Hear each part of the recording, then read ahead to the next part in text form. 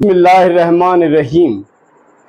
अस्सलाम वालेकुम। मैं हूं डॉक्टर हसन मोहम्मद और मेरा आपसे ये सवाल है कि कभी ऐसा हुआ कि आपने किसी को पैसे दिए हों और जब आप पैसे लेने जाएं तो वो पूछे भाई किस चीज़ के पैसे, मैंने तो पैसे आपसे लिए ही नहीं और जो लिए थे वो मैंने लौटा दिए थे, आप कौन से पैसे मांग रहे हैं।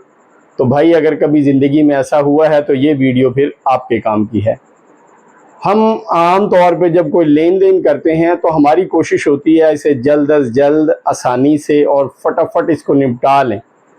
हालांकि रसीद के बगैर बिजनेस करना, पैसे देना, पैसे लेना ऐसे ही है जैसे आप अंधेरे में तीर चला रहे हों।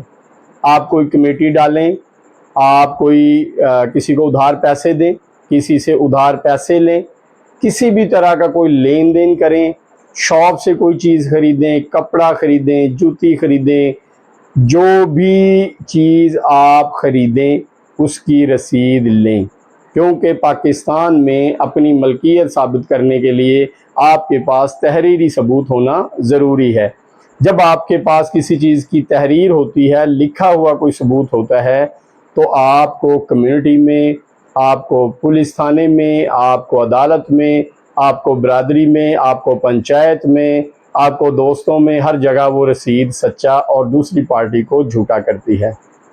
अक्सर औकात आपने देखा होगा, अगर अल्लाह ना करे कभी आपका अदालत का चक्कर लगा है तो हज़ारों नहीं लाखों लोग सिर्फ 2 मिनट की जल्दी की वजह से 20-20, 30-30 साल अदालतों में ज़लील होते रहते हैं, अपनी रकम भी डुबोते हैं, पूरी ज़िंदगी धक्के भी खाते हैं और फिर वो पैसे भी नहीं ले पाते जिनको उन्होंने उधार दिया होता है। जबकि उधार लेते वक्त, रकम लेते वक्त उस दोस्त की ज़ुबान इतनी मीठी होती है कि यार तू तो मेरा भाई है और हमारा तो ट्रस्ट लेवल इतना है, आप तो मुझ पे एतबार इतना करते हैं, मैं भी आप पे इतना एतबार करता हूँ, हम जान दे सकते हैं, एक दूसरे को धोखा नहीं दे सकते। और फिर वो मीठी शहद ज़ुबान वाला आपको वो धोखा देता है कि आप सर पकड़ के रह जाते हैं। तो लिहाजा मेरे भाई, ज़िंदगी में जब भी कोई लेन देन करें उसके लिए कोई बैंक ट्रांसफ़र, कोई जायज़ कैश रसीद, ईजी पैसा और लिखी हुई रिटर्न कोई चीज़, यानी कोई ना कोई ऐसी चीज़ कागज़ पे लिखी हुई तहरीर ज़रूर हो जो आपका इस बात का सबूत हो कि यहाँ आपने ये लेन देन किया है। अदरवाइज़ आपकी किस्मत में सिर्फ़ और सिर्फ पछतावा ही आएगा। मैं अपने एक दोस्त को जानता हूँ जो मेरा बड़ा करीबी दोस्त है। उसने अपने एक दोस्त को, जब उस पर कोई मुश्किल वक्त आया बिज़नेस में, तो तकरीबन 10 लाख रुपया उसने उधार उसको दिया। और जब उसने लेने आना, जी इतने हो गए उतने हो गए, भाई मसला ही कोई नहीं है, वो भी घर आपका, ये भी घर आपका, मैं तो माँ बाप जाए से ज़्यादा आपसे प्यार करता हूँ, जान भी हाज़िर, फ़लाँ फ़लाँ फ़लाँ फ़लाँ। पैसे वो देता गया, वो लगाता गया। जब उनका सारा मामला वो क्लियर हो गया, जब वापस करने की बारी आई तो वो 10 लाख से 7.5 लाख रुपये रह गए, यानी 2.5 लाख रुपया बातचीत से ही गायब हो गया। और फिर वो 7.5 भी उस वजह से नहीं मिल सके कि वो 2.5 लाख पे झगड़ा हो गया। उस झगड़े की वजह से बात थाने चली गई, कचहरी चली गई, सबूत उसके पास कोई था नहीं। अगर वो थोड़ा सब्र करता तो शायद 7.5 ले पाता। उसने 10 भी डुबोया और 10-20-50 लाख रुपया और भी दिए, अदालतों में, थानों में ज़लील हुआ। और 1.5-2 साल बाद जब आके बैठा और उसने हमें बताया कि यार सिर्फ कहीं पे लिखने ना लिखने की वजह से या कोई रसीद ना लेने की वजह से मेरे साथ ये मिसहैप हो गया है, तो हम जितने दोस्त सुनने वाले थे हम सब के रोंगटे खड़े हो गए कि यार एक तरीका है बिजनेस का, एतबार को आप किसी डब्बी में बंद करके रख दें। दुनिया में जीना है तो उसके लिए कोई असूल होने चाहिए।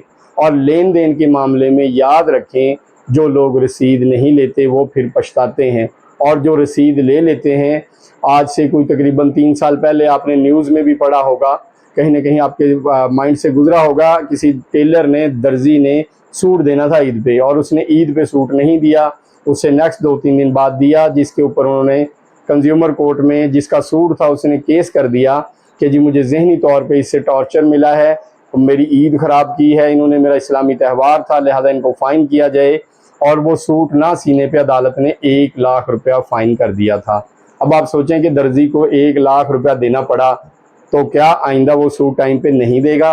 वो रसीद का एक छोटा सा टुकड़ा उसके गले का फंदा बन गया और उसको 1 लाख रुपया जो टेलर को, उस बंदे को देना पड़ा जिसका सूट उसने लेट सिलाई करके दिया था।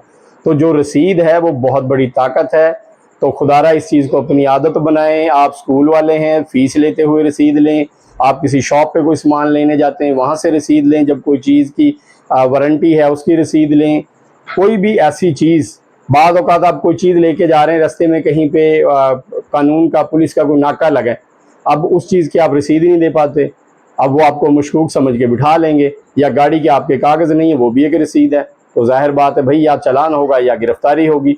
तो जो कागज़ है इसको बेकार ना समझें। मेरे एक बहुत ही अजीज़ सर, बहुत प्यारे सर तबस्सुम साहब मेडिकल कॉलेज के सर थे, वो कहते होते थे कि अपना पेट भरा हुआ हो या खाली, लेकिन कागज़ का पेट भरा होना चाहिए। यानी उनका कहने का मकसद ये था कि जो भी काम आपने करना है वो रूल एंड रेगुलेशन के मुताबिक करें और अपनी डॉक्यूमेंटेशन हमेशा पूरी रखें।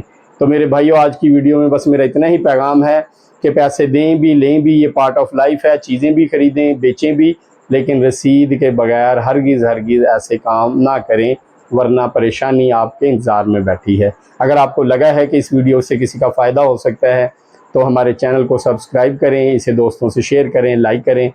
नेक्स्ट वीडियो में इंशाल्लाह फिर मुलाकात होती है। इसमें इतना ही। अल्लाह हाफिज़।